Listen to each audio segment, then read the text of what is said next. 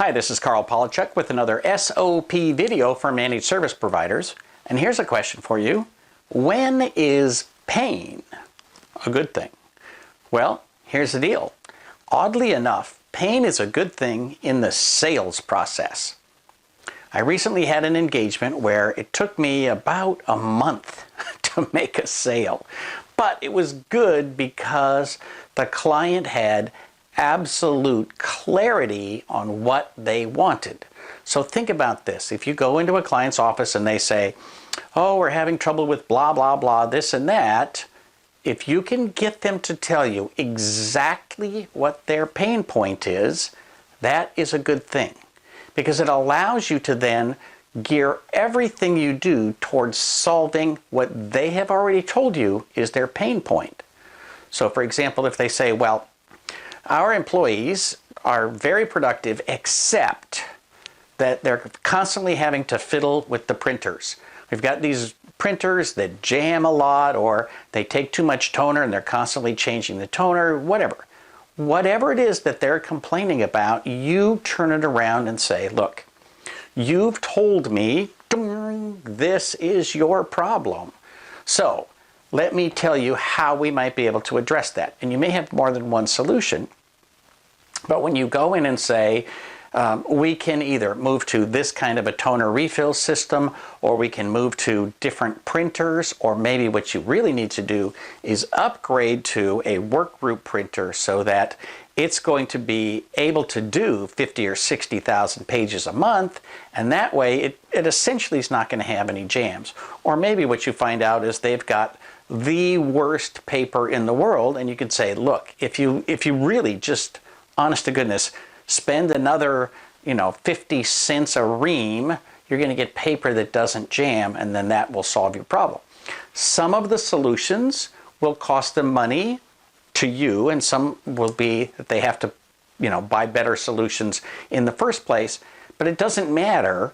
When you've engaged them in that business level discussion about what their pain points are, you can gear solutions specifically to them. Now, on a bigger scale, if they say, well, we have these really big issues where our productivity is cut every time somebody takes a break, then they end up saving their work, it clogs up the network and so forth. You can say, all right, let's figure out why that clogs up the network, and we will find the answer to that. Then you make a presentation where you say, you told us this was your problem, okay? And here's the solution. We think you should do this, this, and this.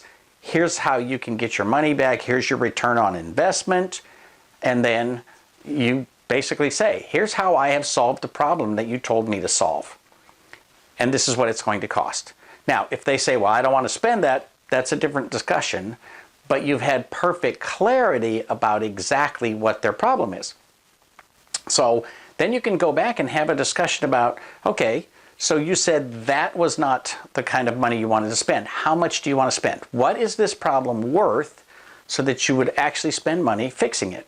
If they say nothing, then you say, okay, we're done, right? If you won't spend any money to fix your problem, there's nothing I can do about that. But if you say, well, I'd spend a reasonable amount of money, you have to get them to tell you what a reasonable amount is.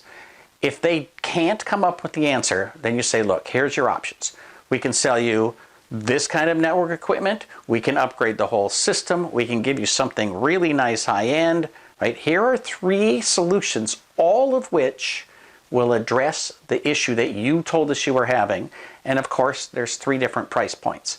So pick the one that makes the most sense for you, but know for a fact you're not going to get the top shelf answer for the bottom shelf price. And if they say, well, can we get something that's more like this? You say, yes, of course, that costs money.